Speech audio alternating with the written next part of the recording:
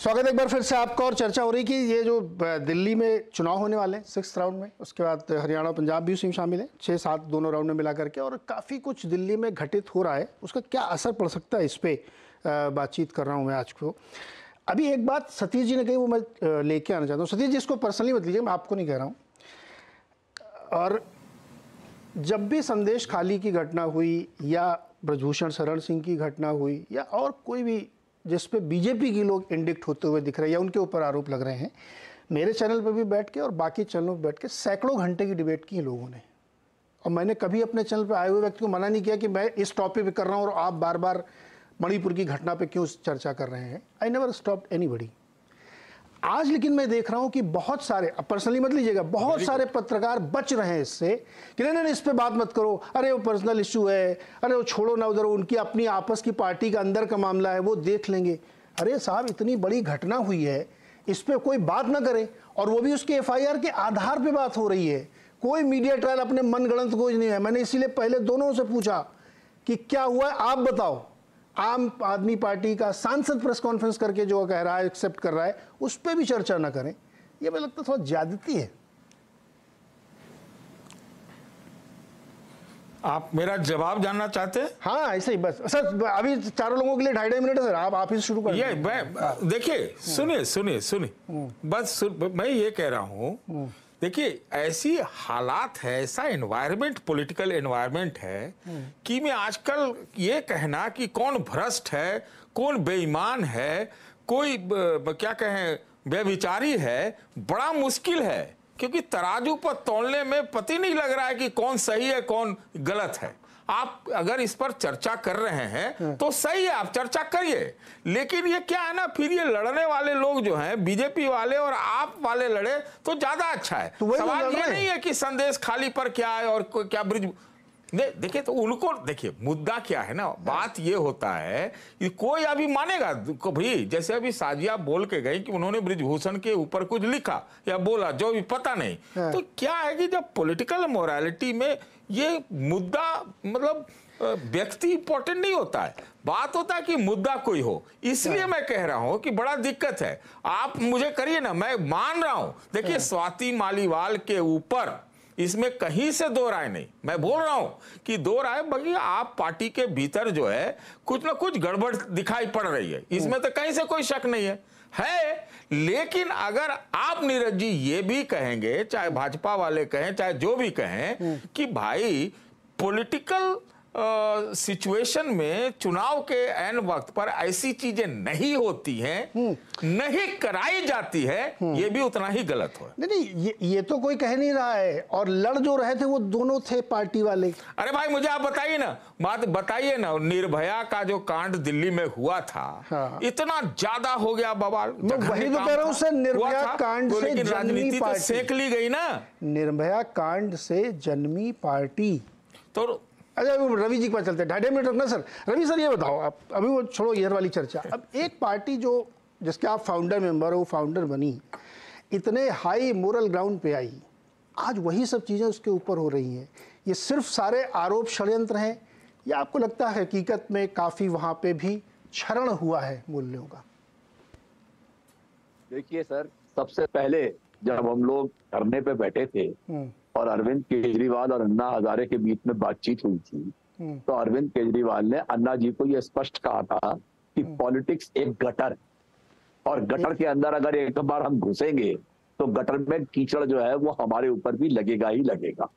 तो ये सच्चाई है जो पॉलिटिक्स के अंदर आया है, जो आज 10 साल के अंदर, जो आज देश की तीसरी सबसे बड़ी पार्टी बनके उभरा है, जिसको दिल्ली की जनता ने 3 बार आशीर्वाद दिया, जिसको दिल्ली की जनता ने म्युनिसिपल कॉर्पोरेशन में विजय दिलाई, जिसको पंजाब की जनता ने अपना चीफ मिनिस्टर दिया, एक भारी बहुमत से जिताया, तो निश्चित रूप से ये सारे काम होंगे। और कौन करेगा? ये करेगा वो जो सबसे ज्यादा इससे डरा हुआ हो। आप खुद देखिए, आज अगर अरविंद केजरीवाल से सबसे ज्यादा कोई डरता है तो वो प्रधानमंत्री नरेंद्र मोदी जी डरते। और ये जो, मैं ये नहीं कह रहा कि ये सारे केसेस झूठे हैं या बेबुनियाद हैं या इनके अंदर कोई सबूत नहीं है, वो फैसला कोर्ट करेगा सर। चाहे वो वक्फ बोर्ड हो, चाहे वो स्कूलों की हालत हो, चाहे वो दवाइयों की खरीद में हेराफेरी हो, चाहे वो फॉरेन का चंदा हो, चाहे वो एसएफजे के साथ में साठ-गांठ हो। हाँ, ये बात सही है। फैसला कोर्ट करेगा सर। सारे केस जो है वो कोर्ट के सामने है, कोर्ट निश्चय करेगा इसका। आज तक इनमें से कोई भी कन्विक्ट नहीं हुआ। आप एक बात देख लीजिए, अमानतुल्लाह पे भी बहुत केस चले और ताहिर हुसैन पे भी बहुत केस चले, तमाम एमएलए के ऊपर केस चले। ओके रवि जी आपने इसीलिए छोड़ दी थी पार्टी, हमको लग रहा है कि आप नहीं चाहते थे उसको। सर पहले मैं पर्सनली कर रहा हूँ, नहीं मगर मैं बोल देता हूँ, मैं बताता हूँ आपको। मैंने पार्टी नहीं छोड़ी है, मगर पार्टी ने मुझे 2015 1 अक्टूबर के बाद से जो महाराष्ट्र कमेटी थी हमारी, उसको डिसॉल्व कर दिया, तो अब पार्टी अपनी जगह पर है, मैं अपनी जगह पर हूँ। शराब घोटाले में रवि सुनिए ना, पार्टी मेरे दिल में है। आपके बात से मैं सहमत हूं कि कोर्ट के बिना तय हुए आप कैसे कह सकते हैं, लेकिन शराब घोटाले में क्या पत्रकार, क्या आम आदमी पार्टी सर्टिफिकेट लिए घूम रहे हैं? आप बोलो ये लो, तुरंत ठप्पा मार के दे दिया सर्टिफिकेट, ऐसा कुछ हुआ ही नहीं। अब यहां पे आप नीरज वाजपेयी या मीडिया को दोष नहीं, साहब सवाल ही क्यों पूछ रहे हैं आप लोग? मोदी जी से क्यों सवाल पूछते हैं? 2002 का भूत आज तक उनके पीछे लेके खड़े रहते बहुत सारे बड़े बड़े मूर्धन्य पत्रकार जो पद्म भूषण लेके बैठे हुए हैं, तो फिर और वो क्लीन चिट भी हो चुकी है। अभी सर 2 मिनट आपका हो गया सर।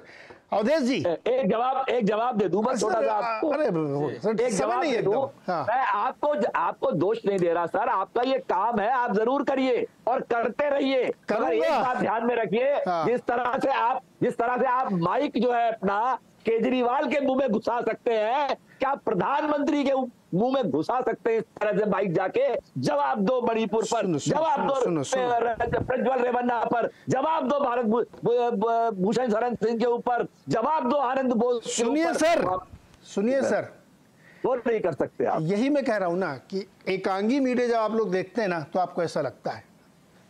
रवधेश जी, सारा दोस्त मीडिया का है, सवाल क्यों पूछ रहा है? सारे सवाल मोदी जी से पूछे जाने चाहिए, केजरीवाल जी से कोई सवाल मत पूछो, डिस्कस भी मत करो नीरज जी।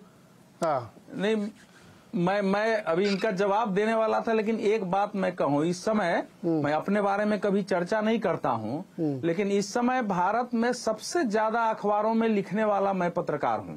मैं आपको पूरे दावे और प्रामाणिकता के साथ कह रहा हूं कि इस देश के राष्ट्रीय अखबारों में आप नरेंद्र मोदी के खिलाफ लिखेंगे छपेगा, आप राहुल गांधी के खिलाफ लिखेंगे छपेगा, अरविंद केजरीवाल के विरुद्ध या शराब नीति के विरुद्ध एडिट पेज पर एक लेख नहीं छप सकता है। आप निकाल के बता दीजिए कहां छपा है। मैं जानता हूं, मैंने लिखा है, मुझे कहा गया है कि आप तो वरिष्ठ सब जानते। सुन लीजिए जो लोग बता रहे हैं ना कि मीडिया की क्या हालत हो गई है, टीवी ने तो फिर भी चर्चा किया है। मैंने एक अखबार को, पंजाब केसरी को पंजाब में लिखा, रुका रहा, मैंने कहा कि भाई आपने बड़ी बड़ी लड़ाइयां लड़ी, मैं स्पष्ट बोल रहा हूं। उसके बाद उन्होंने 2 लेख छापे हैं, उन्होंने साहस दिखाया है। लेकिन इस देश के बड़े अखबारों ने ऐसा केजरीवाल जी के साथ सबके समझौता है कि आप उनकी न्यूज तो चला सकते हैं, लेकिन उस पर कोई कुछ लिखेंगे तो वो नहीं छपेगा। ये है स्थिति। अगर आप नरेंद्र मोदी की आलोचना कर दीजिए, लेकिन मैं एक फैक्चुअल सिचुएशन वर्तमान मीडिया की बता रहा हूं। अब आते हैं जो लोग कह रहे हैं कि आप पूछ सकते हैं, जरा जाके मैं कह रहा हूं कि पिछले 2 साल का अखबार उलटिए, चाहे कोई बड़ा अखबार उलटिए, और एक लेख दिखा दीजिए शराब नीति पर, मनीष सिसोदिया के गिरफ्तारी पर, अरविंद केजरीवाल के गिरफ्तारी पर किसी अखबार में छपा हो, बड़े अखबारों में, जरा बता दीजिए मुझे। स्वाति मालीवाल पर जो हो गया है उस पर एक लेख किसी अखबार में आप बता दीजिए। तो ये तो छपता है, नहीं छपता है। मैं चुनौती तो दे रहा हूँ, छपता है भाई। अगले दिन बैठिए। आपकी अपनी राय हो सकती है, व्यक्तिगत राय हो सकती है, छपता है, बराबर छपता है, और मैं पढ़ता हूँ, राय नहीं है, मैं भी पढ़ता हूँ। आप अकेले पत्रकार नहीं है। रवि जी अब आपके बीच में नहीं बोल रहे सर, सरोदे जी वो सवाल कर रहे हैं, मैं पढ़ता नहीं हूँ। मैं पढ़ता हूँ भाई, मुझे मालूम है छपता है। नहीं बीच में, अरे भाई सुनिए, मैं बीच में किसी के नहीं बोलता हूं। मैंने एक फैक्चुअल सिचुएशन रख दिया है, ये आज का सिचुएशन नहीं है। ये करीब सुनिए 2016 से भारत की मीडिया का एक सिचुएशन है, खासकर प्रिंट मीडिया का। इलेक्ट्रॉनिक मीडिया में तो बहस भी होगी। ओके अवधेश जी, एक 30 सेकंड सतीश जी को देना चाहता हूं मैं। सतीश जी आप 30 सेकंड लीजिए सर, 30 से 31 मत करिए, बहुत एकदम समय खत्म हो रहा है, बोलिए। मैं बस 2 सेकंड, मैं एक बड़ा, मैं इस पूरे इस हाल के 1 महीने में एक कमेंट को बहुत ध्यान में रख रहा हूँ और बहुत मुझे वो सुर्खियां लगी, बहुत मेरा अटेंशन उस पर गया है। अभी कुछ बोल रहे थे उसी संदर्भ में कोर्ट वोट का बात आया तो मैं बोल रहा हूँ। माननीय गृह मंत्री जी ने जब अरविंद केजरीवाल को जो बेल मिला सुप्रीम कोर्ट से, उस पर एक टिप्पणी की। वो टिप्पणी जो है वो कहा कि एक स्पेशल ट्रीटमेंट मिला है, ये बोला उन्होंने। तो मैं इसको नजर में लाना चाहता हूं कि ऐसा क्यों कहा अमित शाह जी ने, क्या हुआ ऐसा? ओके सर, एकदम समय खत्म हो रहा, नहीं तो ये चर्चा आप बड़ी अच्छे मोड़ पे ले आए थे। वहाँ पे आप वो बॉन्ड वाला भी जोड़ लीजिए। बॉन्ड के बारे में भी क्या कहा था वित्त मंत्री, गृह मंत्री और प्रधानमंत्री ने, उसको भी ध्यान में रखना चाहिए। वो सारी चर्चाएं हो रही हैं। समय एकदम समाप्त हो गया, लेकिन मैं आज हमारा मन नहीं था कि चुनावी असर क्या होगा, उसके बजाय ये अब मीडिया पे आ गया मुहरा। तो मैं ये सिर्फ एक तथ्य के रूप में कहना चाहता हूँ कि 2002 से लेके अब तक मोदी जी के ऊपर कुंटल के हिसाब से आर्टिकल लिखे गए। कुंटल, शब्दों में नहीं लिखे गए, कुंटलों में लिखे गए। तो सबसे ज़्यादा जो लोग ज्ञान दे रहे हैं ना कि उनके खिलाफ क्यों नहीं लिखा जाता, उनके सबसे ज़्यादा उन्हीं के खिलाफ लिखा गया है। और जो भी पब्लिक लाइफ में होगा, वो किसी भी दल का हो, आलोचना के लिए उसको तैयार रहना चाहिए। आप बच नहीं सकते, कोई भी हो, चाहे भाजपा वाले हो, चाहे आम आदमी पार्टी वाले हो, चाहे कांग्रेस वाले हो। तो इसलिए कृपा करके हम लोगों को बहस करने के बजाय थोड़ा सा उधर भी ध्यान दें। बहुत बहुत शुक्रिया जुड़ने के लिए हमारे साथ।